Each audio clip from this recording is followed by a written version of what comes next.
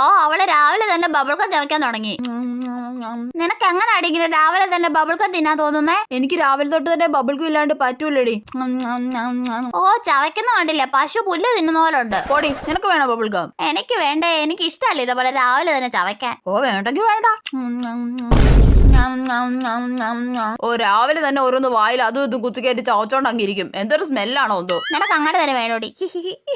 എടി ഇത് നീ രാവിലെ ചവയ്ക്കാൻ തുടങ്ങിയ ബബിൾക്കം അല്ലേ? ഇത് ഇതുവരെ തുപ്പിയില്ലേ നീ? ഇതൊന്നും അല്ല, ഇത് രണ്ടാമത്തേതാ ചവയ്ക്കുന്നേ. എന്റെ പൊന്നെ, ഇതുപോലൊരു ബബിൾക്കം തീറ്റക്കാരി ആരെ ഇവിടെ ബബിൾക്കം ചവയ്ക്കുന്നേ? ഭയങ്കര സ്മെല്ല് വരുന്നുണ്ടല്ലോ. മിസ്, അത് നീതുമോളായിരിക്കും. നീതുമോളുടെ വായിൽ ബബിൾക്കം ഉണ്ടോ? ഇല്ല മിസ്സേ.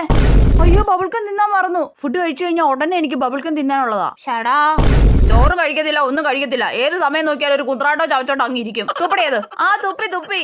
ഇനി അത് ചവയ്ക്കുന്ന കണ്ടാരാ അപ്പൊ പറഞ്ഞുതരാം. പോയോ?